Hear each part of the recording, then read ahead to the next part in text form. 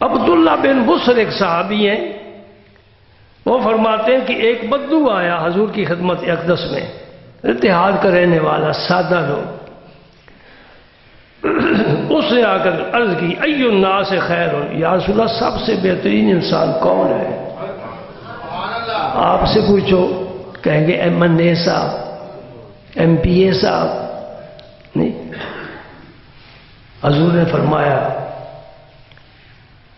طوبی لمن طال عمرہ وحسن عملہ، نبی اس کو مبارک دے رہا ہے جس کی عمر زیادہ ہو اور عمل اچھا ہو۔ زیادہ وقت اچھا عمل کرنے کا مل گیا نا، عمر زیادہ ہونے کا یہ فائدہ ہے، وقت زیادہ میں۔ ایک بزرگ کا میں نے قول پڑھا، بڑا عجیب قول، میں بڑا حیران ہوا۔ وہ فرماتے ہیں میں اس زندگی کو موت پر ترجیح دیتا ہوں۔ اللہ کے دوست تو موت کو ترجیح دیتے ہیں۔ عمر فاروق نے دعا مانگی، اللہ مرزقنی شہادتاً فی سبیلک و موتاً ببلد حبیبک، شہادت کی موت مانگ رہے ہیں۔ اور یہ بزرگ اچھے اللہ کے دوست ہیں، ان سے پیار کرنے والے کہتے ہیں میں زندگی کو موت پر ترجیح دیتا ہوں۔ کیوں؟ فرماتے مرنے کے بعد جنت ملے گی، وہ میری مراد ہے، زندہ رہوں گا تو رب کی بندگی کروں گا، یہ رب کی مراد ہے، میں رب کی مراد کو ترجیح دیتا ہوں، میں زندہ رہوں رب رب کرتا رہوں، اللہ اللہ کرتا رہوں۔ وہاں تو ایک دن جانا ہی ہے انشاءاللہ، چلے جائیں گے، کوئی بات نہیں۔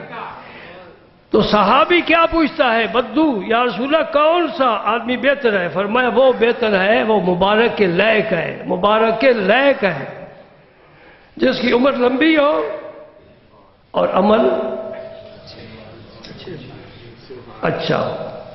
دوسرا سوال کیا، دیکھا نا وہ بدو ہم سے بہتر ہے، ہمیں تو پوچھنا ہی نہیں آتا، کیا پوچھے ہیں جی؟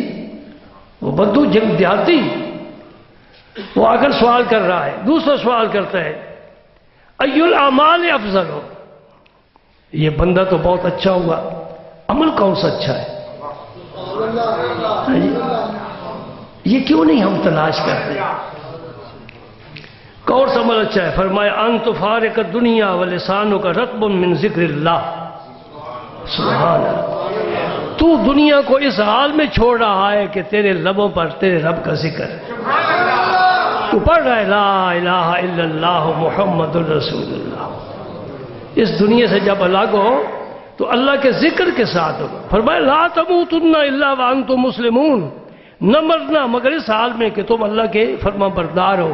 موت سے منع کیا جا رہا ہے، موت انسان کے اختیار میں نہیں، اس کا معنی یہ ہے ہر وقت رب کے فرما بردار رہو تاکہ اسرائیل آئے تو فرما برداری میں تمہیں لے جائے۔ یہ بھئی اپنی ڈیوٹی پر حاضر تھا۔ سینئر افسر گزرتے ہیں نا تو دیکھتے ہیں، پوچھتے ہیں بھئی تو کیوں حاضر تھا؟ جو حاضر ہو اسے نہیں پوچھتے۔ تو اللہ کی جناب میں بندے کو ہر وقت حاضر رہنا چاہیے۔ کتنی حدیثیں آپ کو سناؤں، بات تو اشارہ کافی ہوتا ہے، ایک اشارہ کر دیا جائے وہی کافی ہو جائے۔